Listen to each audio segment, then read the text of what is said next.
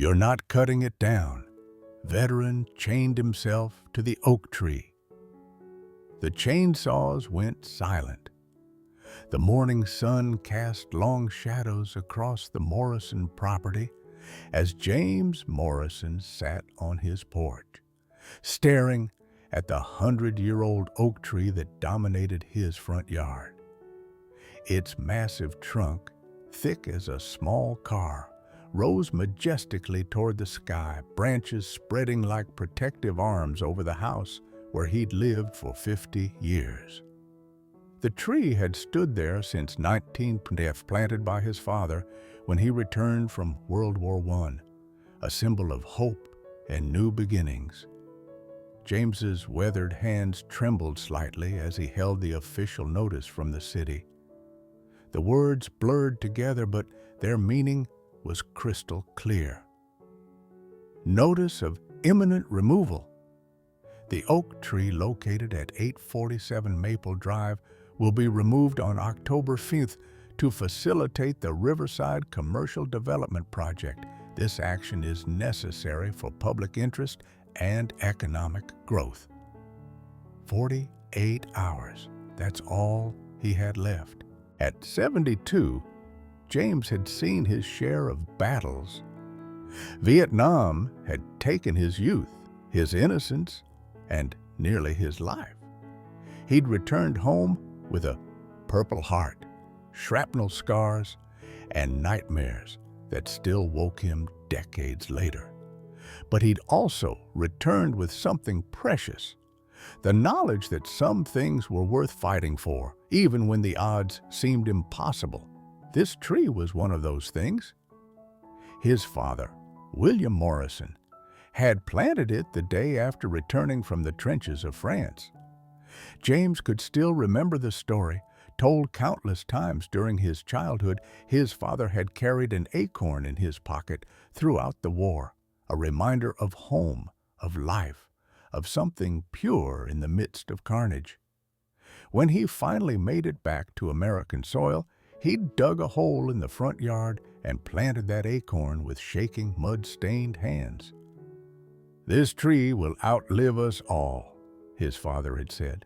"It'll stand here long after we're gone, reminding people that beauty and strength can grow from the darkest times." James had proposed to his wife, Margaret, under this tree in 1972. They'd carved their initials into the bark, JM plus MW, inside a lopsided heart. His children had climbed these branches, built forts in the shade, learned to ride bikes on the roots that buckled the driveway. Margaret had died 3 years ago, but every time James looked at this tree, he could still see her smile, hear her laugh echoing through the leaves. And now they wanted to cut it down. For what? A shopping center? Another generic strip mall to line the pockets of Richard Blackwell, the city's most prominent real estate developer. James had tried everything. He'd attended city council meetings, spoken during public comment periods, pleaded with officials who looked at him with barely concealed impatience. He'd hired a lawyer, a young man fresh out of law school, who'd taken one look at the development contracts and shaken his head. "I'm sorry, Mr. Morrison," the lawyer had said. "The city has eminent domain rights. The project was approved by the Planning Commission. Unless you can prove the tree has historical significance recognized by the state, there's nothing we can do." James had tried that too. He'd submitted applications to the Historical Preservation Society, arguing that a tree planted by a World War I veteran should qualify for protection. The application had been rejected within a week. "Insufficient historical documentation," the letter stated. "While we appreciate the sentimental value, we cannot designate every old tree as a historical landmark." He'd even gone to court, filing an emergency injunction.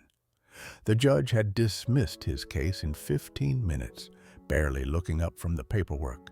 "Mr. Morrison, I understand your attachment to this tree, But we cannot halt economic development based on personal sentimentality. The greater good must prevail. The greater good. Those words had haunted James for days. What greater good came from destroying something irreplaceable? What progress required the demolition of history? The neighborhood had been no help either. Most of his old friends had moved away or passed on. The young families who'd bought the surrounding houses saw him as an obstacle, a stubborn old man standing in the way of property value increases and new amenities. At the last community meeting, a woman in her 30s had actually rolled her eyes when he spoke. "We need this development," she'd said. "We need jobs. We need tax revenue. We need to move forward. We can't let one tree stop progress." One tree, as if this oak was just lumber, just an inconvenience to be removed and forgotten. Now, with less than 2 days remaining, James sat alone with his thoughts. The notice had come with a schedule. Construction crew would arrive at 6 a.m. on October 15th. They'd cordon off the area, bring in chainsaws and wood chippers, and reduce a century of growth to sawdust in a matter of hours.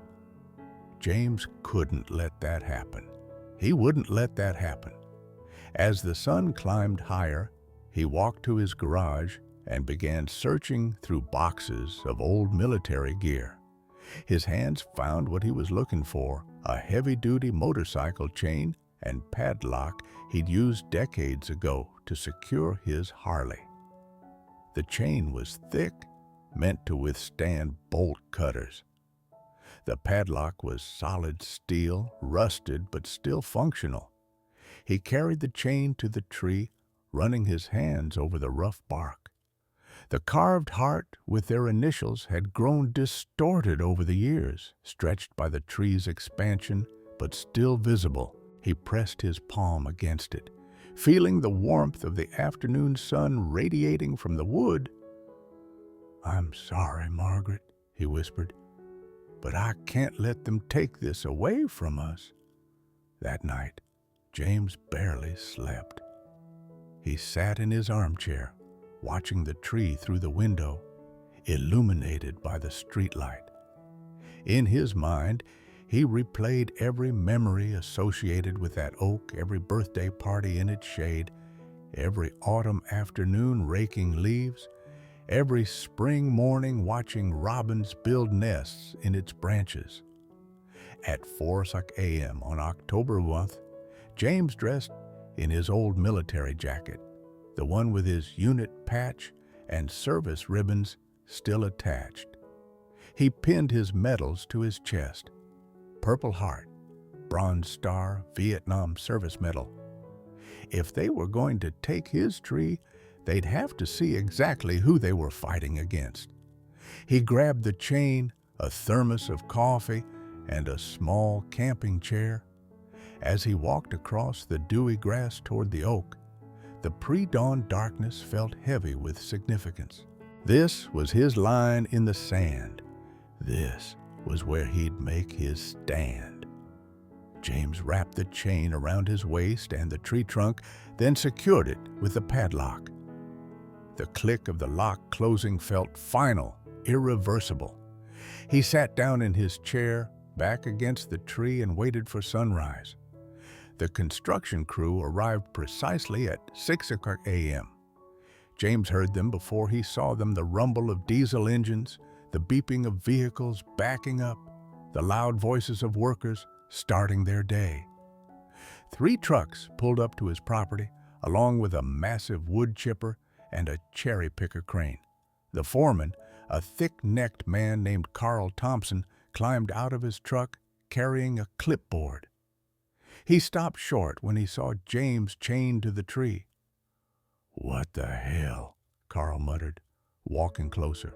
"Sir, you need to move. We have a job to do here." James looked up at him calmly. "No. Sir, I don't want to call the cops, but..." "Then don't," James interrupted. "But I'm not moving. This tree was planted by my father when he came home from World War I. I proposed to my wife under it. My children grew up playing in its shade. You want to cut it down, you're going to have to cut through me first." Carl's face reddened. He pulled out his phone and made a call. Within 20 minutes, 2 police cars arrived. James recognized the officer who approached him, Dave Martinez, the police chief. They'd served in Vietnam together, though in different units. Dave had returned home relatively unscathed, building a respectable career in law enforcement. He'd always treated James with respect at veteran events. "James," Dave said quietly, kneeling beside him. "What are you doing, brother?" "What I should have done weeks ago," James replied. Taking a stand, Dave sighed heavily.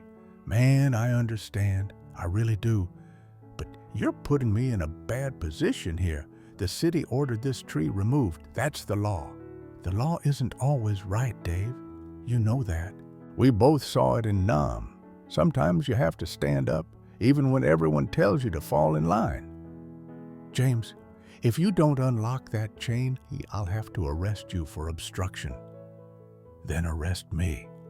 Dave stood up, running his hand through his graying hair.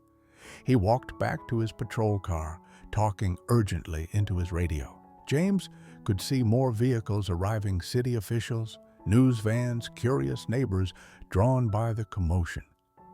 A local news reporter, a young woman with a microphone, approached with her cameraman.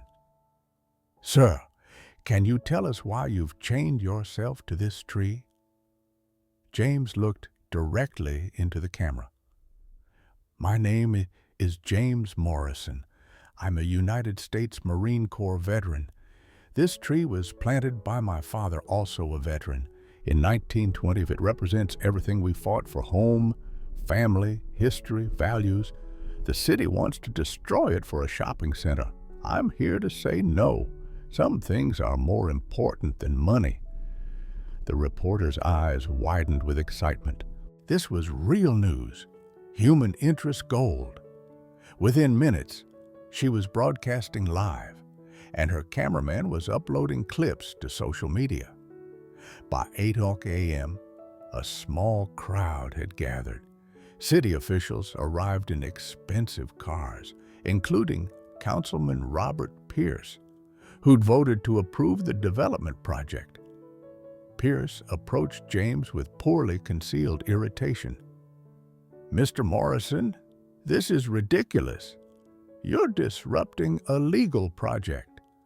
The city has invested significant resources in this development.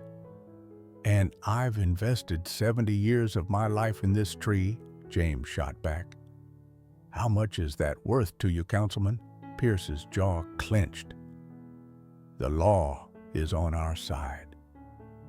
"Then the law needs to change." As the morning wore on, the situation escalated. The fire department had arrived with equipment designed to cut through chains. 2 firefighters approached with a hydraulic cutter, but Dave held up his hand, stopping them. "Hold on," Dave said. "Let me try talking to him one more time." But before Dave could approach, Carl the foreman received a phone call. James watched the man's face cycle through expressions: surprise, confusion, then fear. Carl walked over to the city officials, speaking in urgent whispers. A black Mercedes pulled up, and Richard Blackwell himself emerged. The developer was everything James despised: perfectly styled silver hair, a suit that probably cost more than James's monthly pension, and an air of entitlement that radiated like cologne. Blackwell strode directly to the mayor's aide, who'd been coordinating the response. Their conversation was heated but low-voiced. James caught fragments. "Behind schedule? Investors waiting? Just cut the damn chain." The aide made a call. Within minutes, Dave received orders through his radio. His face went pale as he listened. He walked over to the fire crew and nodded. "Do it," Dave said quietly. "Cut the chain." Two firefighters approached James with the hydraulic cutter.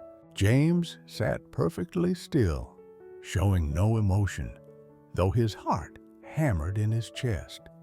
This was it. He'd made his stand, and he'd lost. The first firefighter positioned the cutter around the chain. The second powered up the hydraulic pump. The crowd fell silent, watching. Then they heard it. A low rumble, growing louder. The distinctive growl of motorcycle engines, multiple bikes approaching fast. Everyone turned toward the sound. James craned his neck to see. Coming down Maple Drive was a convoy of motorcycles, 30 or more, riding in tight formation. Harley-Davidsons, every one of them chrome, glinting in the morning sun. The riders wore leather vests emblazoned with the unmistakable symbol, Hell's Angels. The motorcycles thundered onto James's property, engines roaring, exhausts barking. They formed a perfect circle around the oak tree, with James at the center. Then, one by one, they shut off their engines. The sudden silence was deafening. The lead rider dismounted, a massive man with a gray beard covered in tattoos, wearing a vest heavy with patches and pins. He pulled off his helmet and walked directly toward James. His face broke into a wide grin. "Semper Fi, you stubborn son of a bitch," the man said. James's eyes widened in recognition. Tank? Marcus Rodriguez? In the flesh, brother. They'd served together in Vietnam. Same unit, same company.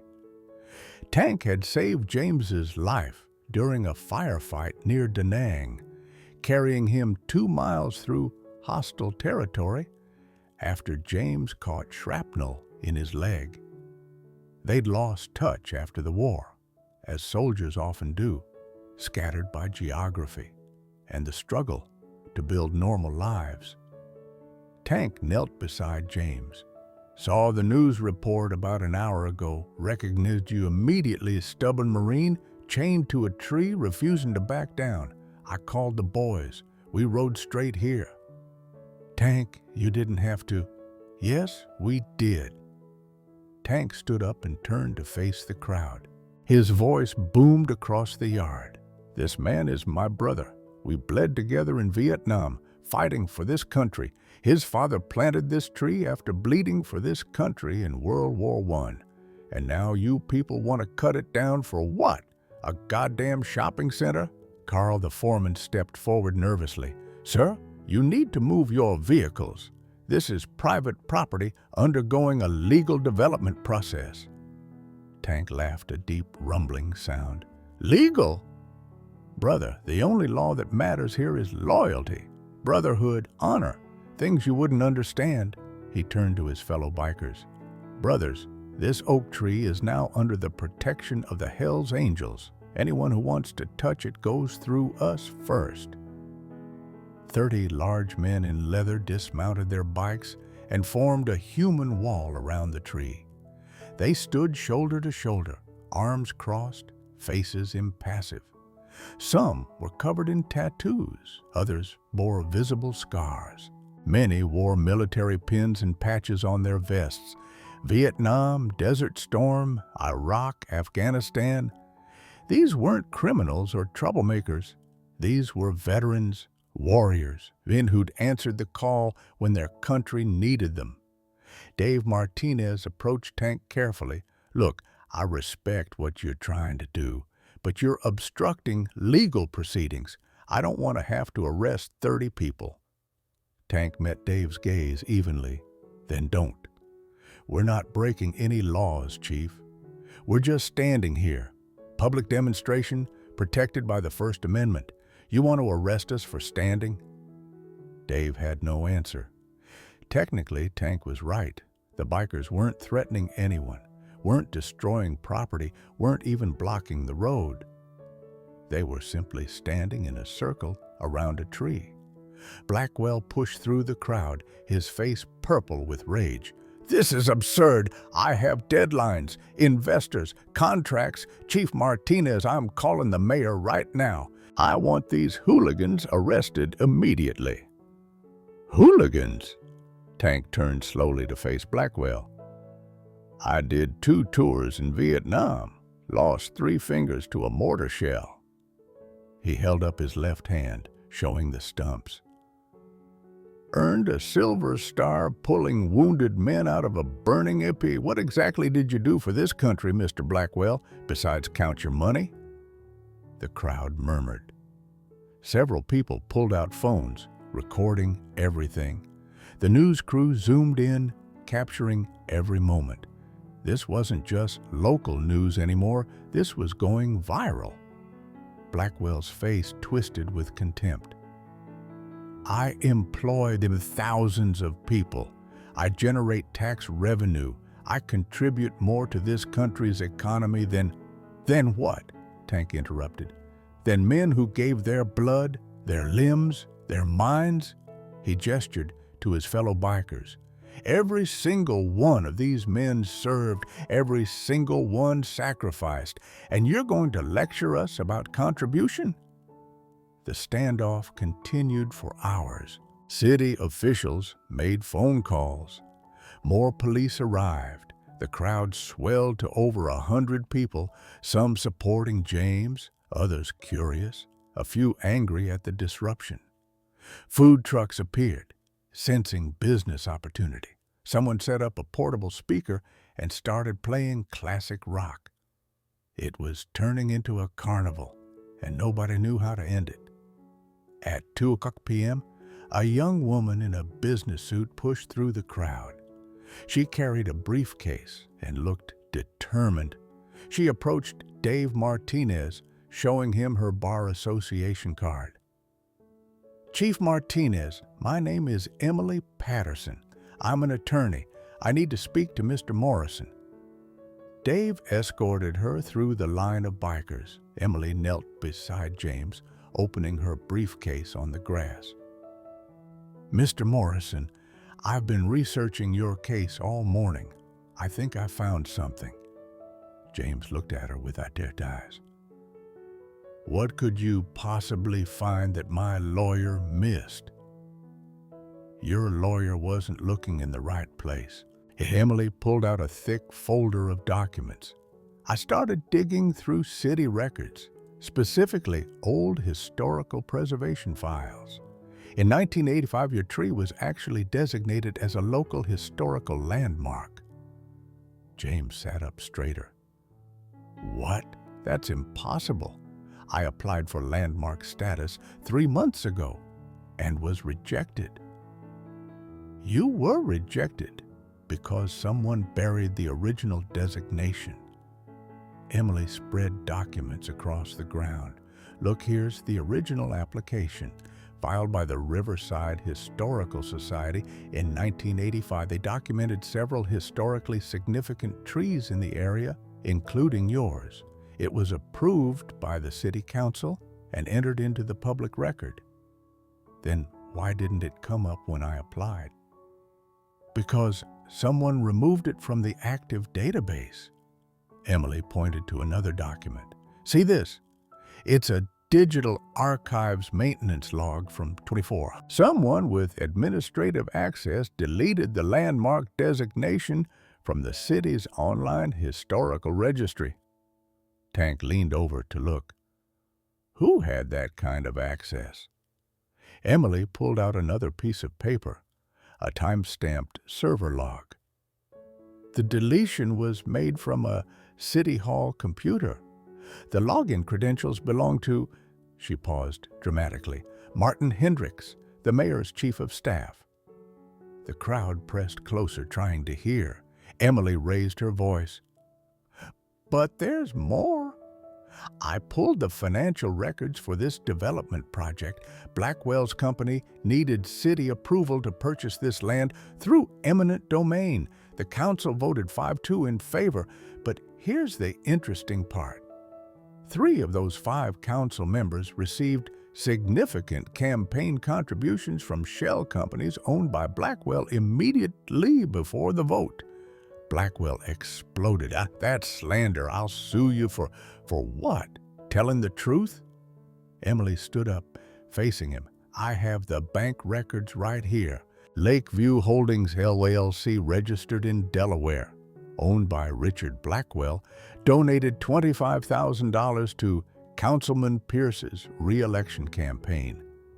Summit Real Estate Management, also owned by Blackwell, gave $30,000 to Councilwoman Rodriguez. Should I keep going?" The crowd erupted. Phones captured everything.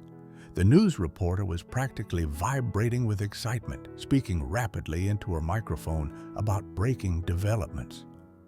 Blackwell turned pale. "Those were legal contributions. There's nothing wrong with—" "There is when combined with the deletion of historical records," Emily interrupted. "That's destruction of public documents, possibly conspiracy to commit fraud, and the amounts involved suggest potential bribery charges."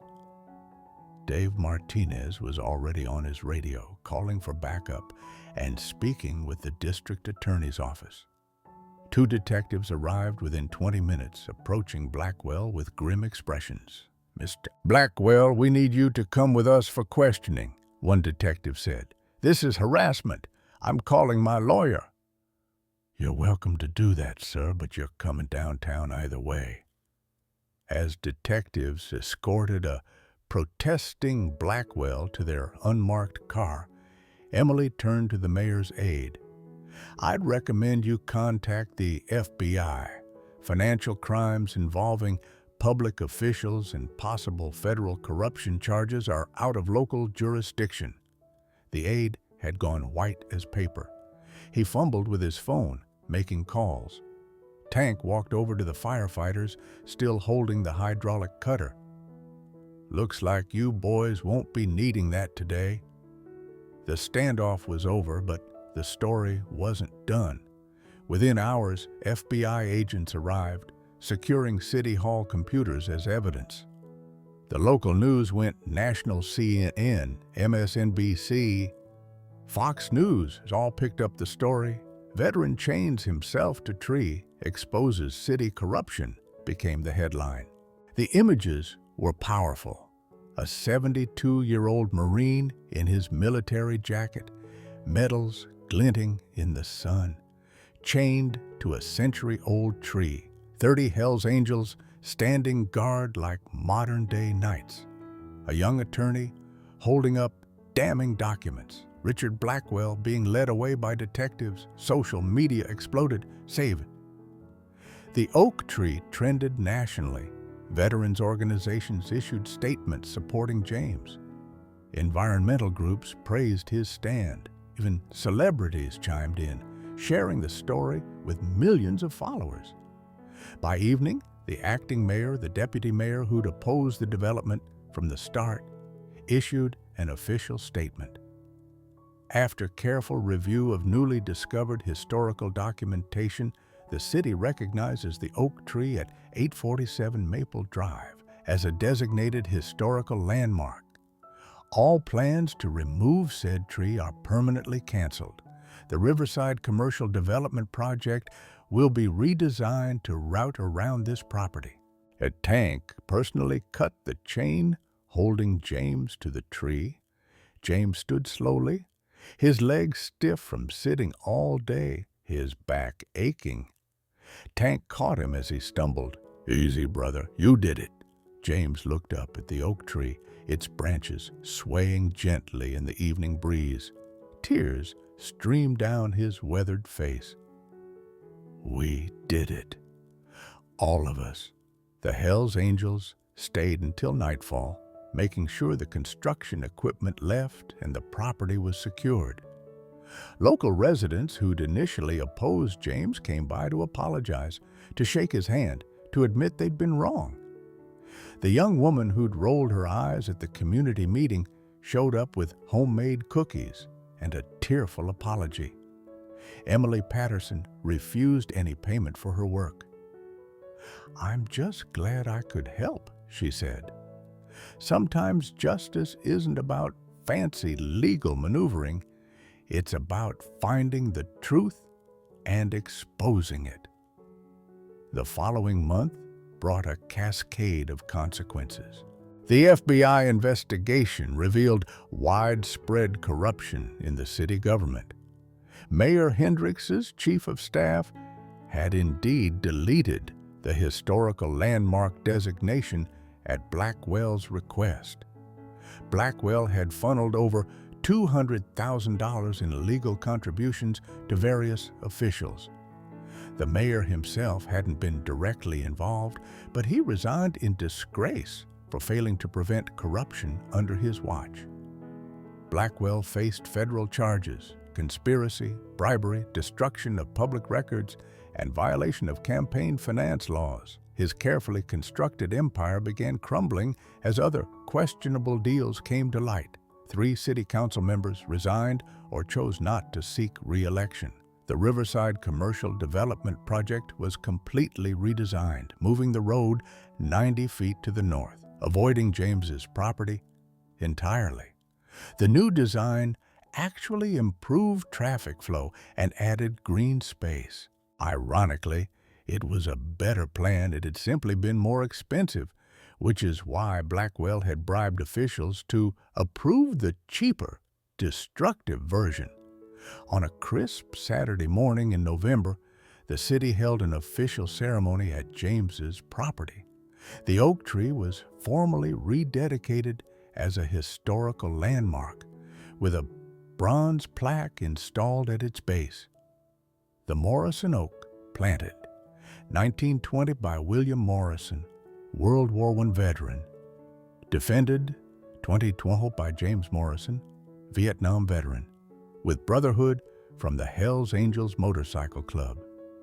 Some things are worth fighting for. Over 200 people attended the ceremony. Veterans, city officials, neighbors, reporters, and curious citizens. Tank and 20 of his fellow Hells Angels rode up in formation, parking their bikes in a neat row. They'd polished their chrome until it gleamed, their leather vests adorned with American flags. The acting mayor presented James with a key to the city and an official apology.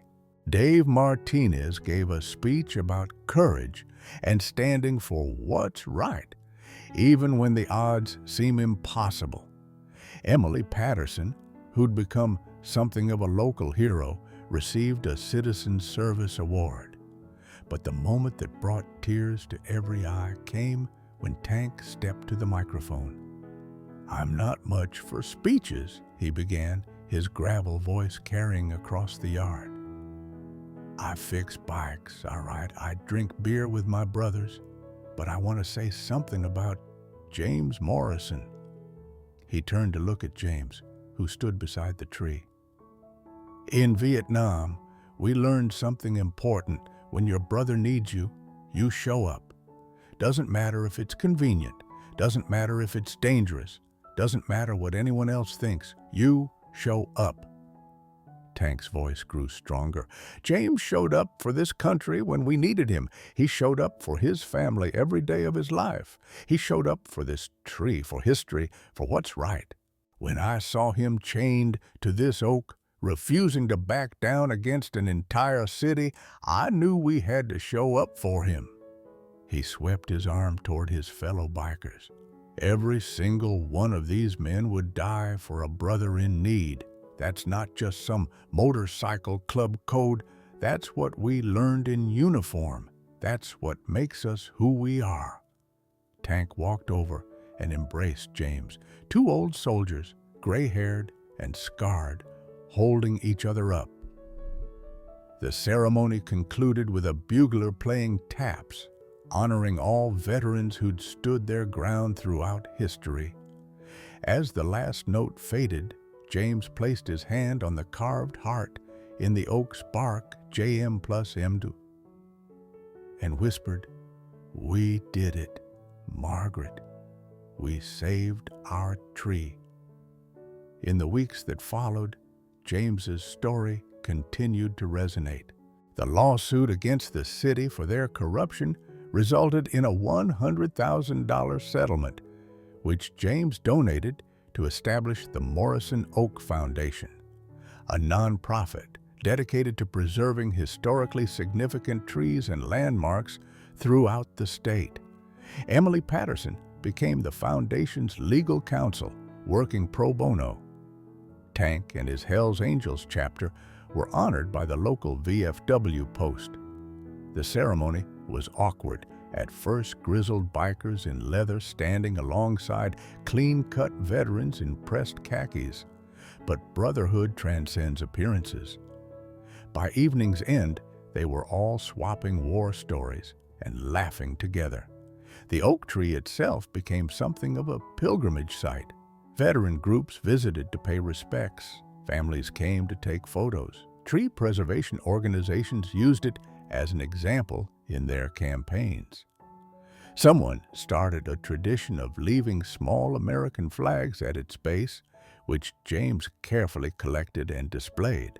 James Morrison lived another 5 years, passing peacefully in his sleep at age 77.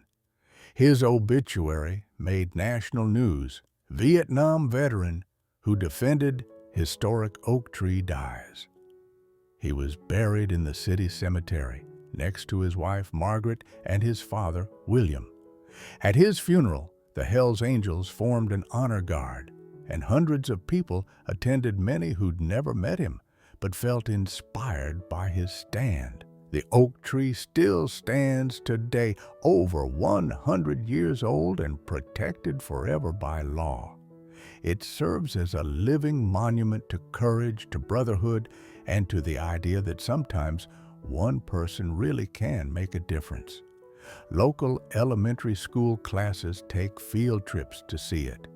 Teachers tell the story of James Morrison, the veteran who chained himself to a tree and exposed corruption in the process. Children touch the rough bark, trace the carved initials, and learn that standing up for what's right isn't always easy, but it's always worth it. The tree's branches still spread wide, offering shade and shelter. Birds still nest in its boughs. Its roots run deep into American soil, just as its story runs deep into American consciousness. It stands as proof that some things transcend money, politics, and convenience. Some things are eternal, like the bonds between brothers who've served, like the love of family preserved across generations, and like a single oak tree that represents everything worth fighting for.